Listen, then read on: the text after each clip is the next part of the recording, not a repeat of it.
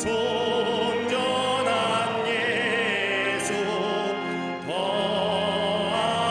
아름다워 봄 같은 기쁨 주시네.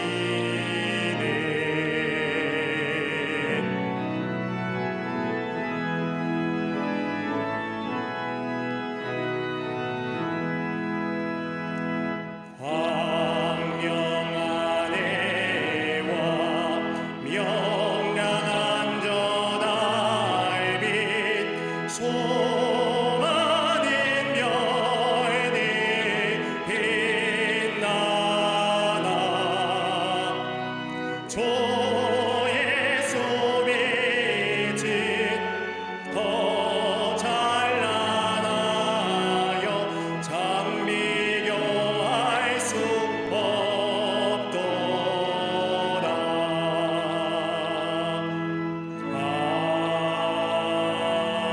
아멘.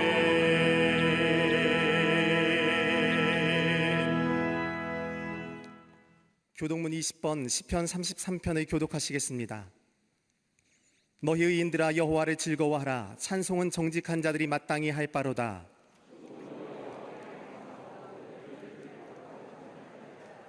새 노래로 그를 노래하며 즐거운 소리로 아름답게 연주할지어다.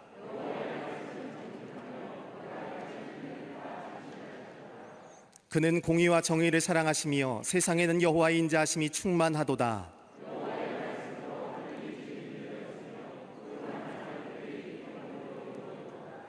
그가 바닷물을 모아 무더기같이 쌓으시며 깊은 물을 곳간에 두시도다.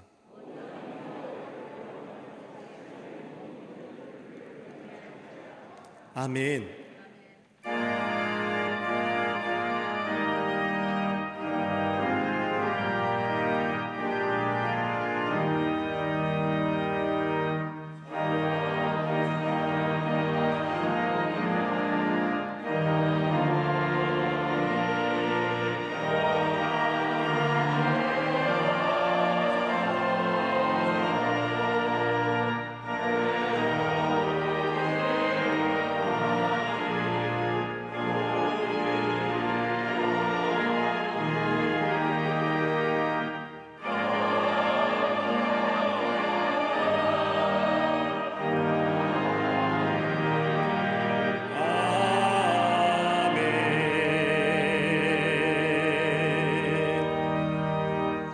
전능하사 천지를 만드신 하나님 아버지를 내가 믿사오며 그 외아들 우리 주 예수 그리스도를 믿사오니 이는 성령으로 잉태하사 동정녀 마리아에게 나시고 본디오 빌라도에게 고난을 받으사 십자가에 못 박혀 죽으시고 장사한 지 사흘 만에 죽은 자 가운데서 다시 살아나시며 하늘에 오르사 전능하신 하나님 우편에 앉아 계시다가 저리로서 산자와 죽은 자를 심판하러 오시리라.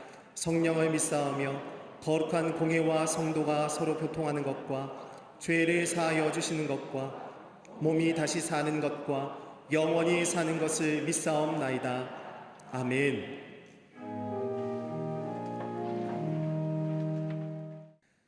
만물의 결실로 풍성케 하신 하나님, 코로나19로 무너진 이 땅 가운데 은혜와 자비를 주시고 백성들의 수고와 헌신을 통해 소화하게 기쁨을 나누게 하시니 감사합니다. 이 시간 세상을 의지하며 육신의 소욕을 따르기에 바빴던 저희의 삶을 내려놓고 회개하오니 용서하여 주시고 거룩히 구별된 성령의 새 사람 되게 하여 주시옵소서. 또한 십자가 보혈의 능력으로 우리를 도우셔서 회복과 은혜로 살아계신 주님을 만나는 이 시간 되게 하여 주시옵소서. 이 나라 민족을 사랑하시는 주님, 민족의 명절을 맞이하면서도 여전히 고통 속에서 기쁨을 나누지 못하는 많은 이들이 있습니다.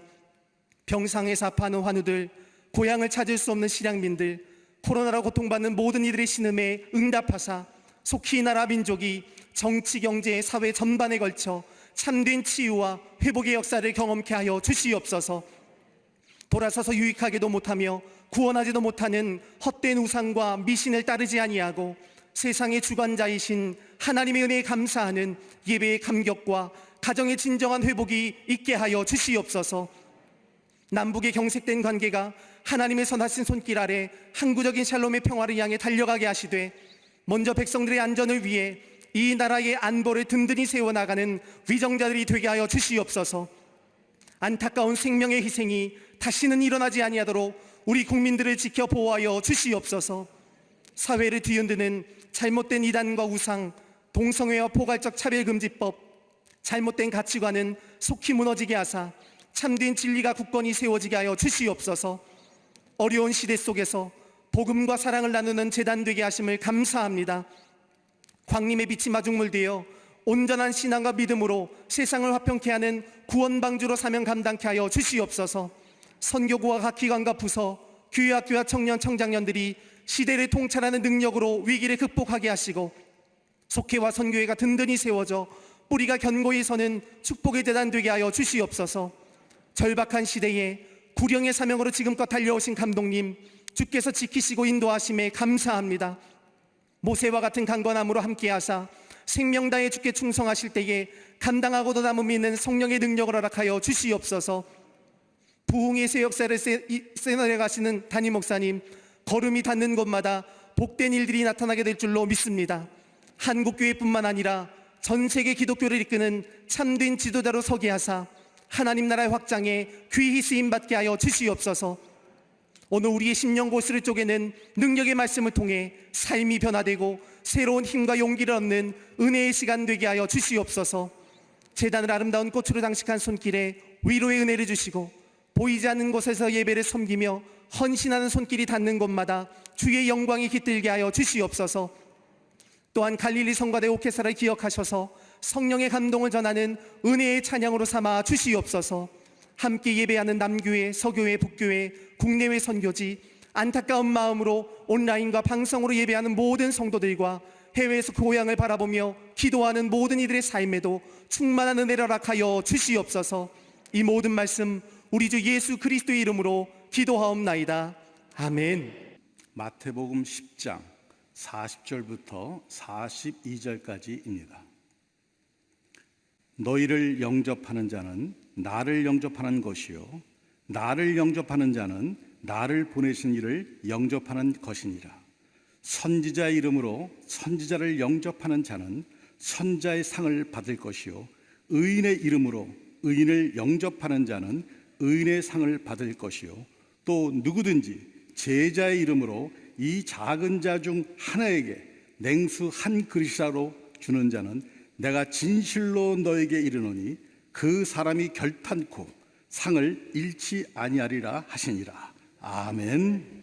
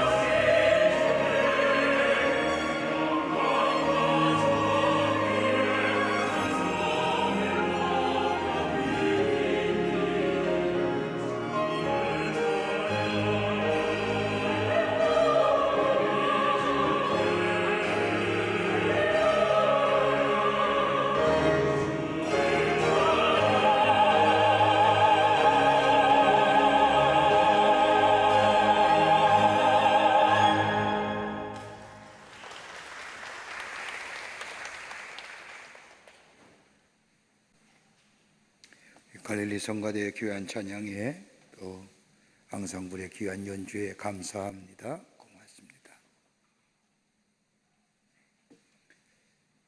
영혼을 위한 6번째의 치킨 스프라고 하는 책에서 보면 하나의 감동스러운 이야기 하나가 나옵니다. 임종에 가까운 노인 한 분이 계셨습니다. 병원에 입원되어 있으면서 점점 더 어려운 시간을 맞이하고 있습니다. 바로 몇 시간 전에 심정지로 인하여 심폐소생술을 받았을 뿐만 아니라 강한 진통제로 인하여 정신이 몽롱한 가운데 있습니다. 들리는 것도 그렇고 보이는 것도 그렇고 모두가 다 희미해지고 감각이 무뎌진 그때에 간호사가 큰 소리로 할아버지에게 외칩니다. 할아버지, 아드님이 왔습니다. 노인은 간신히 눈을 뜰 정도입니다. 그러자 간호사가 또 한 번 소리칩니다. 그렇게 기다리던 아드님이 왔습니다.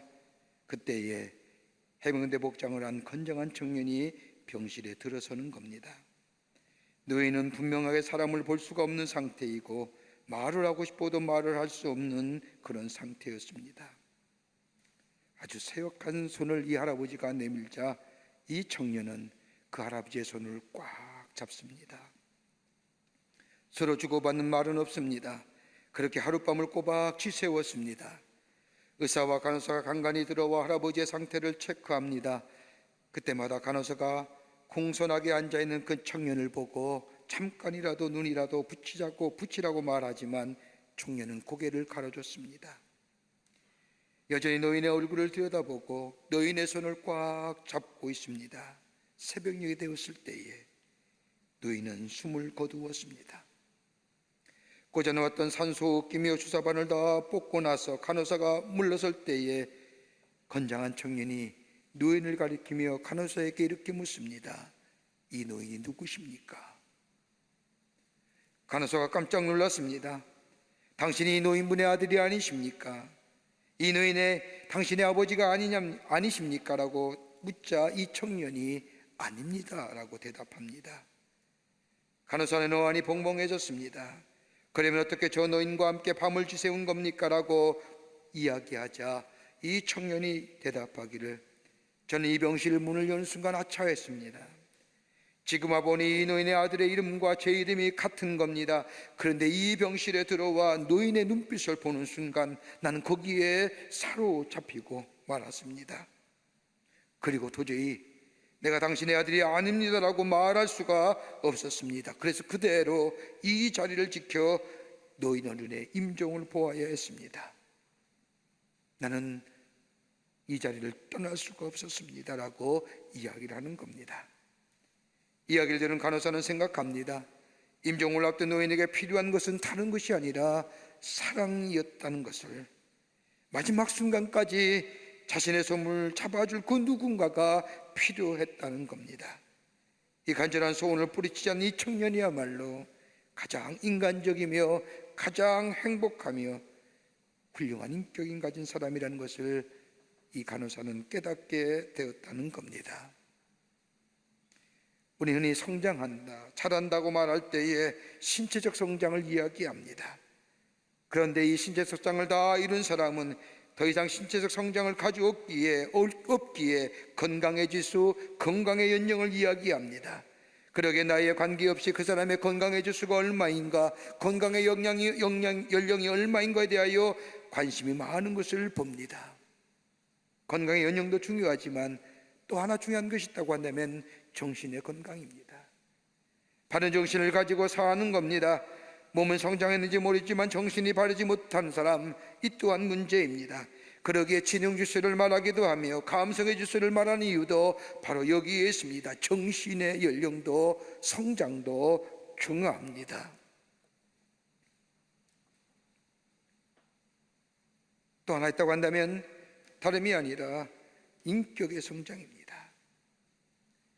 신체적 성장도 중요하며 정신의 건강도 성장도 중요하지만은 그러나 인격의 성장 중요합니다. 인격이란 우리의 일상생활에서 추구해야 할 도덕적인 성품이 바로 인격입니다. 여러분, 공부를 많이 했다고 삶에서 많은 것을 경험했다고 인격이 성장하는 것 절대 아닙니다. 끊임없이 자기 절제와 더불어 훈련을 통하여 얻어진 이것들을 통하여 다른 사람과의 관계 속에서 드러나는 것이 바로 인격입니다. 그러기에 인격이 성숙하고 성장 가져와야 한다는 겁니다. 그리스도인에 있어서의 인격의 성숙은 곧 신앙의 성숙으로 나타납니다. 여러분, 그리스도인이 되었다는 게 뭘까요? 거듭났다는 겁니다. 중생했다는 겁니다. 새롭게 태어났다는 것입니다. 이전의 모습은 다 버리고 새로운 모습으로 새롭게 태어난 것을 가리켜서 중생, 거듭남, 그리스도인 되었다는 것을 말합니다. 이것으로 끝나는 것이 아니라 하나님의 영으로 새롭게 태어날 뿐만 아니라 하나님과 더불어 말씀과 기도 가운데 성월한 가정을 통해서 성장해야 합니다. 그러면 성장이 어느 수준에 이르냐는 것이 문제입니다. 그리스도인의 성장의 목표는 인간적인 것이 아닙니다. 일반적이고 보편적인 것 또한 아닙니다. 사람으로 평가되는 것 또한 아닙니다. 그리스도인의 성장의 목표는 다름이 아니라 그리스도의 장성한 분량에 충만한 데까지 이르는 것이 그리스도인의 성장의 목표입니다. 그리스도의 장성한 분량에 충만한 거기까지 성장하는 것이 우리의 성장의 목표입니다. 그러기에 누구를 닮는 것이 아닙니다. 그리스도를 닮아야 합니다. 그럴 때 우리 안에 온전하고 그리고 거룩하며 의로운 자 그리스도와 같은 삶을 살아갈 수 있습니다. 오늘 본문의 말씀을 보면, 오늘 본문은 예수님께서 하나님 나라의 말씀을 제자들에게 가르치시면서 제자들의 삶이 어떻게 살아야 할 것인가에 대하여 가르쳐 주신 말씀입니다. 그 가운데 오늘 보면 42절의 말씀을 보면 예수님께서 냉수 한 것이라도라고 하는 말씀을 합니다. 영어 성경을 벌리면 only a cup of cold water라고 해요. 오직 냉수 한 그릇만 주어도. 여기 오직이라는 단어는 헬라어로 모논이라고 말하는데 강하게 강조할 때에 쓰는 단어입니다. 냉수 한 그릇, 정말로 제자의 이름으로 오직 냉수 한 그릇이라도 주어도 결코 상을 잃어버리지 않겠다고 우리 주님 말씀하십니다. 우리 주변에 참으로 어려운 이웃들이 많이 있음을 봅니다. 특별히 코로나 바이러스뿐만 아니라 수해와 태풍으로 인하여 많은 사람들이 고통을 당하고 있는 것을 바라보게 됩니다. 이러한 때에 예수 그리스도의 사람으로 저들에 대하여 적은 냉수 한 것이라도 줄 수 있는 사람, 베풀 줄 아는 사람, 결단코 상을 잃어버리지 않겠다고 하는 우리의 주님의 말씀, 어떤 사람이 어떤 모습으로 살아야, 베풀어야 하늘의 상급을 잃어버릴 뿐만 아니라 주의 주시는 축복을 누리며 살 수 있을까요? 그것은 참 인색한 시대, 나눠주기를 꺼려하는 시대, 그런 시대에 살지만은 하나님의 사람으로 이 땅에 많은 자들에게 주신 것을 가지고 나눌 수 있는, 그래서 하늘의 상급을 잃어버리지 않는 삶을 살아가는 복된 인생이 어떤 인생일까요?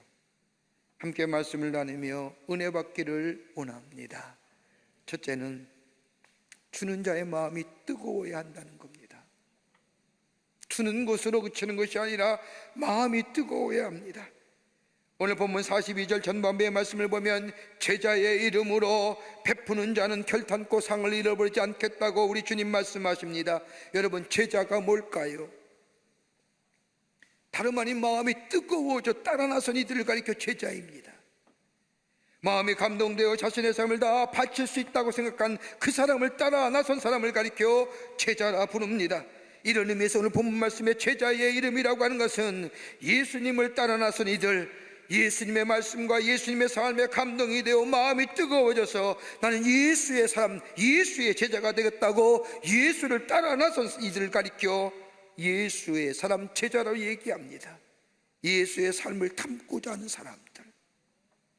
여러분, 예수님이 이 땅에 오신 목적이 뭘까요? 한마디로 정의한다면 주시기 위해서 예수님이 이 땅에 오셨습니다. 예수님이 이 땅에 오신 목적은 다른 것이 아니라 우리에게 구원 주시기 위해서, 하나님의 영상을 회복시키기 위해서 예수님은 십자가에 달려 죽으셨습니다. 당신의 삶 전체를 우리에게 내어주셨습니다. 그러기에 예수님의 이 땅에 오신 목적은 주시기 위함입니다. 이런 일을 행하신 예수님처럼 자신의 삶 또한 다른 사람을 위하여 주고자 하는 사람들이 바로 예수를 따르는 사람, 제자들입니다. 예수님처럼 하나님 나라를 위하여 자신을 드려진 사람들, 모든 사람에게 구원을 주시기 위하여 자신을 내어주신 예수님처럼 이 땅에 하나님 나라의 복음을 전하여 복음을 전함으로 구원의 놀라운 역사에 참여하고자 한 사람들이 바로 제자들입니다. 그러기에 제자란 주는 마음을 가진 사람이랄 것입니다. 주되 예수님처럼 뜨거운 마음으로 베풀 줄 아는 사람이 제자입니다. 여러분, 사도행전 20장 35절의 말씀을 보면 주는 것이 받는 것보다 복이 득다고 하는 말씀처럼 주는 자의 기쁨, 주는 자의 행복을 하는 사람이 바로 제자들 예수의 사람입니다.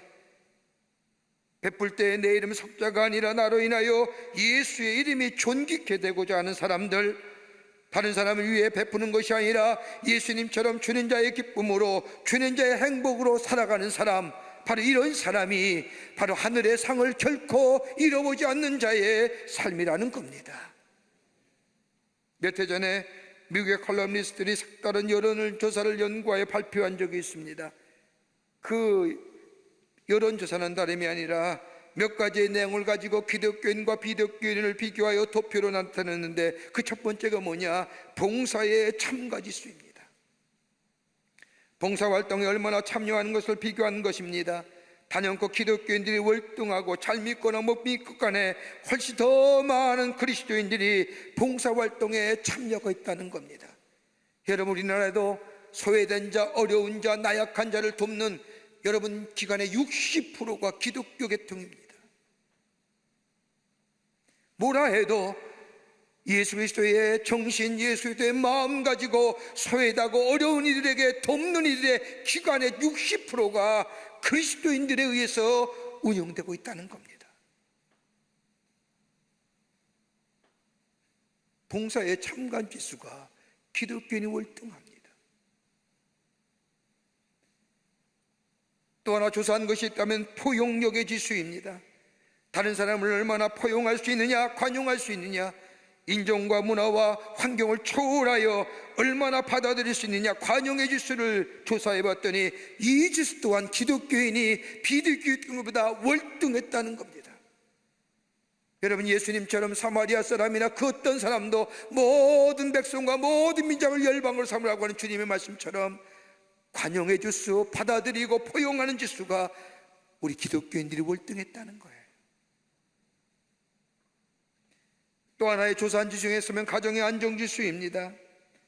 이용 같은 문제로 불안에 빠지지 않는지, 아이들이 부모의 뜻을 따라 성실하게 잘 자라고 있는지, 이런 것들을 조사했던 그 가정의 안정지수를 조사했더니 기독교인이 비기독교인들보다 가정적으로 안정스럽다는 겁니다. 여러분, 우리가 살면서 우리의 자녀를 볼 때 얼마나 안타깝습니까? 때로는 마음이 아프기도 하고 걱정스럽기도 하고 염려스럽기도 한데, 그런데 보세요, 우리의 자녀들, 우리가 기도하기에, 하나님의 말씀으로 끊임없이 이야기하기에, 하나님의 말씀 안에서 우리의 가정에 살려고 그다리 애쓰고 노력하기에, 여러분, 그 가정 속에 우리 자녀는, 우리의 자녀들, 다른 비기독교의 가정보다 월등한 가정의 안정지수를 가지고 있다는 거예요. 우리의 보기에는 안타깝지만 그렇지 않다는 거예요. 또 하나 조사한 것 때문에 행복감의 지수입니다. 얼마나 스스로 행복하며 만족하며 살아가는가, 행복을 누리며 사는가. 여러분, 이 만족도에 기독교인의 경우 60% 이상이 나는 내 생활 속에 만족합니다. 물질의 풍요와 부유함이 주는 풍요로움이 아니라 다른 사람을 베풀며 예수 그리스도 안에서 예수 그리스도의 말씀에 따라 순종하는 삶, 다른 사람의 어려움과 다른 사람의 힘듦에 같이 아파하며 같이 힘들어하는 그 국률한 마음 가지고 베풀 수 있는 자, 그냥 베푸는 것이 아니라 오늘 예수님 말씀하신 것처럼 제자의 이름으로 예수님이 베푸는 것을 기쁨으로 삼았던 것처럼 뜨거운 마음으로 베푸는 삶, 이런 삶, 이로 인하여 행복감의 지수, 기독교인이 다른 어떤 사람보다 월등했다는 겁니다. 뜨거운 마음으로, 기쁜 마음으로 베푸는 삶, 이것이 제자의 삶이고, 그냥 주는 것이 아니라 기쁜 마음으로, 뜨거운 마음으로 줄 때에 하나님은 그 모습에 결탄코 상을 잃어버리지 않는다고 우리에게 말씀하고 계십니다. 여러분, 베품을 뜨거움으로 한 사람이 대표적인 인물이 있다고 한다면 아마 바울일 겁니다. 바울은 하나님의 말씀을 전하며 소아시아 전역에 다니며 복음을 전하고 교회를 세웁니다. 예수를 알지 못하는 사람과 지역을 다니면서 하나님 나라의 복음을 전하며 교회를 세우고 예수를 믿게 합니다. 이러한 때에 저 예루살렘 교회와 성도들의 큰 흉년을 당하 어려움을 당한다는 소식을 듣습니다. 이 사실을 들은 바울은 아직도 신앙이 성숙하지 못한 저 소아시아 교회를 다니면서 우리의 모교인 예루살렘 교회와 성도들이 어려움을 당하는데 저들을 좀 도웁시다라며 연보를 모읍니다. 헌금을 모읍니다.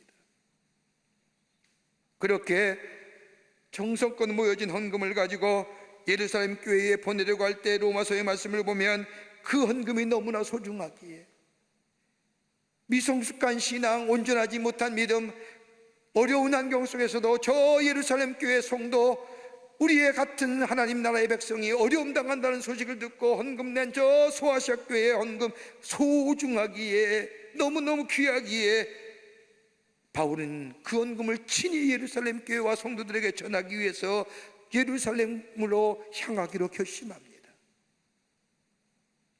그 당시에 예루살렘 교회는 바울에 대하여 좋지 못한 마음을 가지고 있었습니다. 바울을 죽이겠다고 벼르는 사람이 있을 뿐만 아니라 어떻게든지 바울을 어렵게 하고 힘들게 하는 사람들이 예루살렘에는 많았습니다.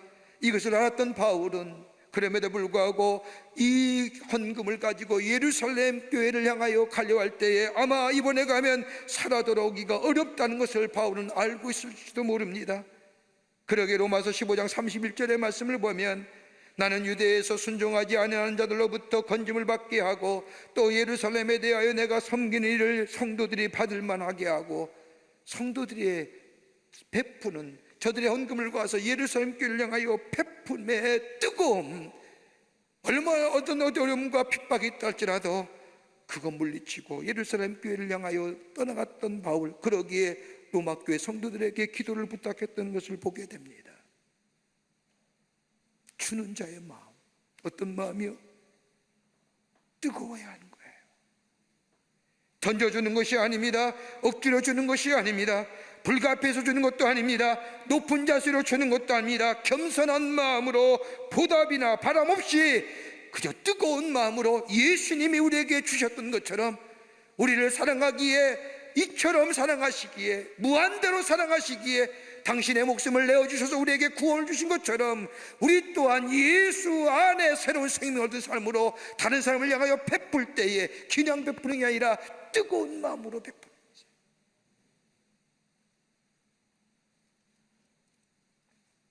그럴 때 우리 하나님은 기억하신 바 되고요, 그런 자에게 결단코 상을 잃어버리지 않겠다고 우리 주님이 말씀하신 것을 보게 됩니다.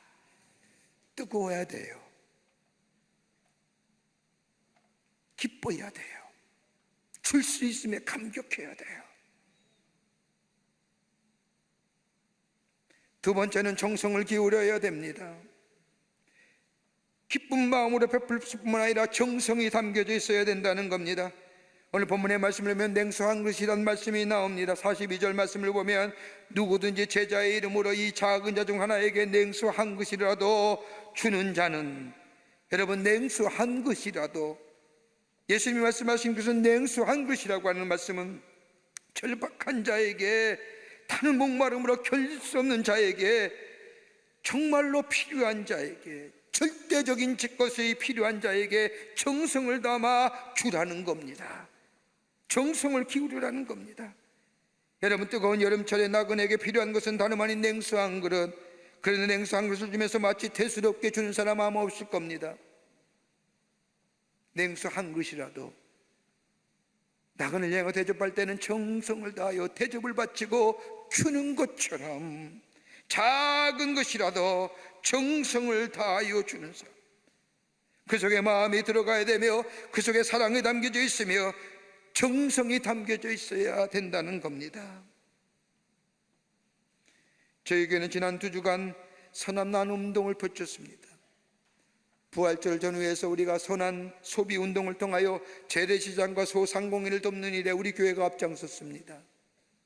그리고 이 명절을 앞두고 우리 교회에서는 선한 나눔 운동을 통하여 지난 2주간 그 운동을 펼치고 우리 교우들과 더불어 방송을 통하여 이 소식을 들은 한국교회 성도들이 함께 동참하여 성금을 보내주시고 헌금을 보내주시고, 우리 교원들은 물품을 가져와서 저 선한 나눔 운동 그 박스에 넣기도 하고, 예배에 잘 오지 못하기에 평일에 나와서 가져다 놓기도 하며 드라이브인 뜰을 통하여 넣고 가는, 그렇게 모아진 귀한 물품들이 무려 1,500박스가 넘었습니다. 그 박스 안에는 여러 가지 많은 물품이 대략 한 10만 원가량 갖게 되는 물품들이 담겨 있습니다. 이 운동이 시작된 여느 달이면 일어난 우리 교회 집사님 가정이 24시간 편의점을 하는데 예배에 참석하여 하나님의 말씀을 듣는 가운데 마음에 울림이 왔다는 겁니다. 성령의 울림을 받았다는 것, 떨림을, 말씀을 들었다는 겁니다. 내가 좀 없지만은, 내가 힘들지만은, 그래도 코로나 바이러스로 인해 어려움 당한 이웃들이 참 많은데 내가 도울 수 있는 길이 있으면 좋겠는데, 그런 마음이 생긴 이 집사님 네 분 가정으로 돌아가 자기의 가정에, 자기의 가게의 모습을 보니 라면이 있다는 겁니다. 그 라면을 몇 개 보내주냐? 낱개로 3,600개를 보내줬습니다. 그것이 나눔 운동의 시작이었습니다. 자신을 드러내고자 하는 것도 아닙니다. 나도 힘들고 나도 어렵지만은 그러나 내가 다른 사람을 도울 수 있었다고 한다면 얼마나 좋을까? 그렇게 해서 모여진 물품들이, 또 저 따뜻한 집에서 그동안 여러분들이 보내주신 옷가지들, 깨끗이 세탁하고 모아둔 옷가지를 함께 해서 만든 박스가 무려 1,500박스 이상이었습니다. 그리고 지난 주간에 저 철원과 제천에 수해와 어려움 당한 이웃에게 나누어 주었습니다. 또 선교사들에게 보내주었습니다. 한 인도 선교사님이 우리나라의 본국에 돌아와서 일을 보다가 코로나가 성행하고 확진한 자가 많은 바람에 선교지로 돌아가지 못하고, 사모님은 그 인도에 남아서 그 일을 감당할 원치 않는 이산 가족이 됐던 그 인도 땅에 여러분의 정성껏 모아진 것을 가지고 30박스를 DHL로 지난주에 보냈습니다. 너무너무 감사하다고요. 너무너무 고맙습니다. 큰 위로가 됐습니다. 그 땅에는, 그 인도에 보낸 물품에는 마스크가 들어가 있습니다. 손소독제가 넣었습니다. 전달받은 목사님이나 지역의 기관장은 감사하다는 것으로 전화로 감사하다는 말씀을 전해왔습니다. 너무너무 좋습니다. 너무너무 감사합니다. 큰 위로가 됐습니다. 보내진 옷까지는 시장에 내다 팔아도 손색이 없는 귀한 것들입니다. 감사하다는 표현, 감사하다는 말씀을 전하러 주셨습니다. 어느 누가 얼마나 보는지 몰라요. 오직 하나님만이 아시는 일입니다. 하나님 앞에 아는 일에 정성을 다합니다. 왜요? 하나님께 마음을 드리는 것입니다. 또한 우리의 마음을 다른 사람에게 전하는 일입니다. 어느 분이 얼마나 갖다 놨는지, 어떤 분이 어떻게 했는지 아무도 모릅니다. 오직 하나님만이 아시는 거예요.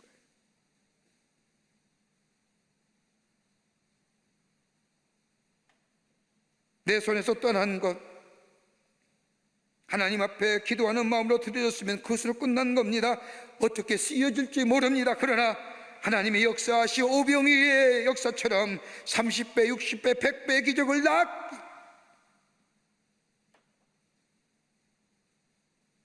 그런 역사에 있기를 간구합니다. 탈무드의 말씀을 보면 받는 자는 주는 자의 얼굴을 못 보아야만이 그것이 구제다라는 이야기가 있습니다. 누구로부터 받았다 할 때는 벌써 이야기가 달라진다는 겁니다. 누구로부터 받았다고 할 때는 주는 사람과 받는 사람이 드러나게 됩니다. 여기는 선한 일의 의미가 없습니다.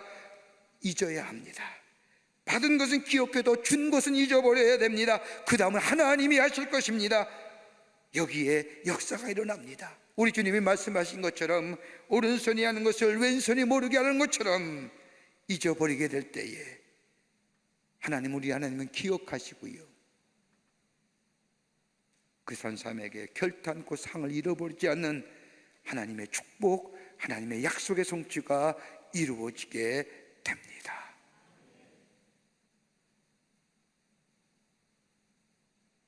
정성 기울여야 됩니다. 끝으로 하나님은 기억하심 받는다는 거예요. 다 잃어버려도 우리 하나님은 기억하신다는 겁니다. 오늘 본문의 말씀을 보면 냉수 한 그릇이라도 라는 얘기를 하며 뒤에 말씀을 보면 42절에 보상의 문제를 얘기합니다. 그런 사람은 결탄코 상을 잃어버리지 아니하리라 하시니라. 목마른 자에게 정성을 다하여 기쁨으로 베푸는 자의 삶의 자세로 냉수 한 그릇이라도 저들의 갈급함을 채워줄 때에 그런 자에게는 결단코 상을 잃어버리지 않겠다는 말씀입니다. 다른 말로 말하면 우리 하나님은 기억하신다는 거예요. 다른 사람은 잊어버린 바 되어도 우리 하나님은 기억하시고 상급을 내려주신다는 겁니다. 여러분, 우리가 사는 세상에 보면 가만히 사는 삶의 종류를 이렇게 나눠보면 세 부류가 있을 겁니다. 하나는 빼앗으며 살아가 빼앗기는 사람, 또 한 부류의 사람은 더불어 살면서 풍성한 사람, 또 한 사람이 있다고 한다면 베풀고 하나님으로부터 상을 받으며 사는 사람. 그 선택은 누구예요? 우리가 하는 거예요. 여러분, 마태복음 25장 31절의 말씀을 보면 예수님께서 십자가에 달려 돌아가시기 전에 제자들에게 천국에 관한 비밀을 말씀하시면서 양과 염소를 비유로 말씀하십니다. 양은 오른편에, 염소는 왼편에 두게 합니다. 그러면서 양의 편에 선 오른쪽의 사람들에게 말씀하시기를 내 아버지께서 복을 받을 자들이여 이제 나와 창세로부터 너희를 위하여 예비된 나라를 상속하라고 말씀합니다. 이리 와라 말이요, 복 받을 자들이여 저 창세로부터 너희를 위하여 예비해 주신 하늘나라의 복을 받을지어다, 상속할지어다라고 이야기하자 이 말씀을 들은 사람, 오른편에 섰던 양편에 섰던 사람들이 이야기합니다. 어떻게 저희들이 하나님 나라를 상속받을 수 있습니까? 이런 무림에 예수님이 저들에게 대하여 얘기하기를 내가 줄일 때 너희가 먹을 것을 주었으며 내가 목마를 때에 마시게 하였으며 내가 나그네 되었을 때에 영접하였으며 내가 옥에 갇혔을 때 와서 보았으며 내가 벗었을 때 옷을 입혔으며 내가 병들었을 때 너희들이 나를 돌아보았느니라. 그러면서 마태복음 25장 31절의 말씀을 보면 이 말씀을 들은 오른편에 선 사람들이 묻습니다. 저희가 어느 때에 그 묻는 말에 예수님은 25장 40절의 말씀을 보면 내가 진실로 너희에게 이르노니 너희가 여기 내 형제 중 지극히 작은 자 하나에게 한 것이 곧 내게 한 것이니라. 작은 자에게, 여기에 냉수 한 그릇, 작은 선행이라도 우리 주님은 아시고 갚아주시겠다고 하는 말씀입니다. 작은 선행 하나도 결단코 상을 잃어버리지 않겠다는 말씀입니다.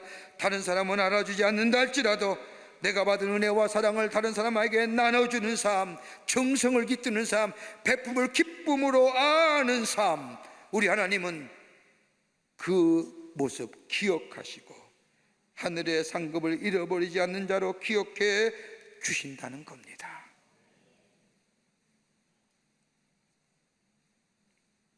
여러분, 미국 전역을 감동시킨 생명을 구한 포옹이라는 이야기가 있습니다. 1995년 미국 매사추세츠 메모리얼 병원에 두 여자아이가 쌍둥이로 태어납니다. 쌍둥이의 이름은 카이리와 브리엘입니다. 12일 태어난 조산아로 태어난 이들 각기 다른 인큐베이터에 넣어집니다. 의사는 이 아이들의 진단하고 심장에 이상을 발견한 동생 분이엘은 곧 죽게 될 것이라고 말합니다. 카이리는 잘 자랐지만 브리엘은 달리 손을 쓸 수 없을 정도로 상태가 악화되어 갑니다. 호흡도 좋지 않고 맥박도 좋지 않아 거의 죽기 직전입니다. 이때가 이들이 태어난 생후 1개월쯤 지나고 있을 때였습니다. 9년의 경력의 간호사인 게일이 유럽에서 가끔 써오던 미술과 치료법을 떠올리면서 죽어가는 분이엘을 언니인 카이리의 인큐베이터에 넣을 것을 제안합니다. 이것은 병원의 규정상 어긋나기 때문에 추조했지만 이 간호사인 게일이 어머니의 동의를 받아 분이엘을 자기 언니인 카이리의 인큐베이터 안에 들어가게 됩니다. 그런데 놀라운 일이 벌어졌습니다. 모든 것이 다 죽어갔던 이 아이가 언니인 카이리의 인큐베이터 안에 들어가자마자 카이리가 손을 뻗어서 자기 동생 브리엘의 어깨에 손을 얹는 겁니다. 그런데 이상하리만큼 심장과 혈압이 그리고 맥박이 좋아지면서 회복되기 시작을 하는 겁니다. 처음엔 간호사는 기계의 오작동인 줄 알았지만은 가만히 보는 순간 기적이 일어나기에 된 겁니다. 지금은 성년이 되어 결혼하면서 공부하면서 잘 생활하고 있는 것을 보게 됩니다.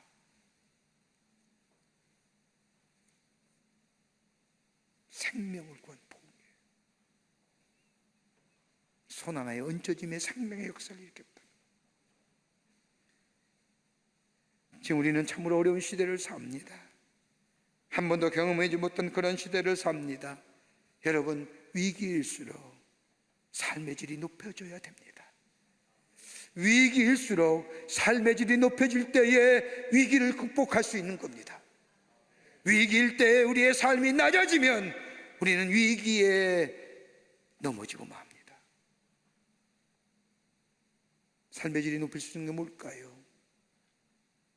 육체의 성장도 아니고 정신건강의 성장도 아닐 겁니다. 우리 인격이, 우리의 성품이 성숙되어져 가야 합니다.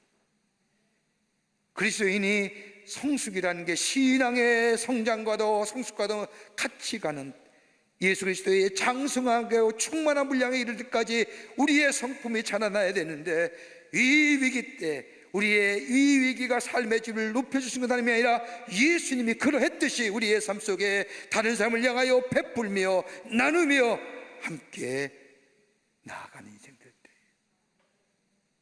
우리의 삶의 질만 높여질 뿐 아니라 함께 새로운 역사가 우리 가운데 있어지게 되는 줄 믿습니다. 다른 사람의 아픔이나 고통을 함께 짓고 베풀 수 있는 마음이 있다면 그 마음의 소유자는 높은 삶의 질을 가진 사람입니다. 우리 주변에 이웃들이 많습니다. 어려운 이들이 많습니다. 우리 주지 못한다 할지라도 마음을 주고 사랑을 주고 저들의 아픔을 함께 느낄 수 있다고 한다면 바로 이것이 그리스도인의 삶이고 예수를 닮아가는 삶이고, 이것조차도 적은 것, 냉수 한 그릇이라도, 적은 것이라도 베풀 줄 아는 그 삶에는 하나님이 결단코 상 잃어버리지 않는 자로, 하늘의 축복을 누릴 자로 세워주신다 우리에게 약속하고 계십니다. 이런 믿음의 소유자, 이런 위기 때에 우리의 믿음의 모습이 성숙되어져 삶의 질이 높여져가는 그런 놀라운 은혜, 그런 축복을 누리며 사는 여러분과 저와 되시기를 주의 이름으로 축원합니다. 하나님 감사합니다. 저희를 주께서 사랑해 주셔서 하나님의 백성 삼으심에 감사합니다. 어려운 때에, 힘들 때에 나의 아픔만, 나의 슬픔과 나의 고통만 돌아보는 게 아니라 다른 사람의 아픔, 슬픔, 고통, 외로움 바라볼 줄 아는 저희들 되게 하여 주시고, 이때에 그리스도의 사랑, 그리스도의 베푸신 은혜를 나누는 자 되게 하셔서 함께 더불어 이 위기를 넘어 새로운 풍요의 삶으로 나아가는 저희들로 주께서 인도하여 주시옵소서. 성령이 도우시고 인도하여 주시옵기를 원하오면서 예수님의 이름으로 기도하옵나이다. 아멘.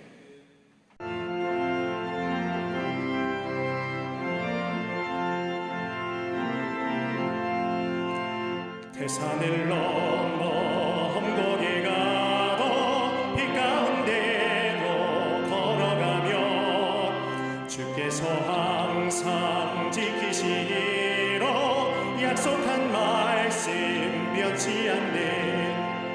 하늘의 영광 하늘의 영광 나의 맘속에 차고도 넘쳐 할렐루야를 힘차게 불러 영원히 주를 찬양하리.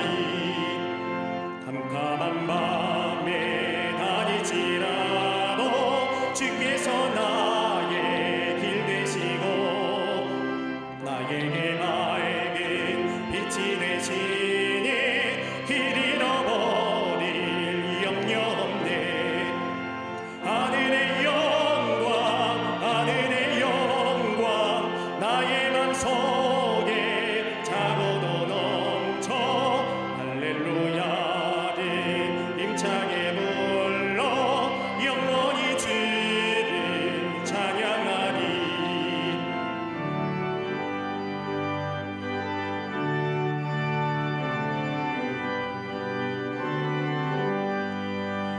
광명한 그빛 마음의 바다 찬란한 천국 바라보고 할렐루야를 힘차게 불러 날마다 빛에 걸어가리. 하늘의 영광 나의 맘속에 차고도 넘쳐 할렐루야를 힘차게 불러 영원히 주를 찬양하리.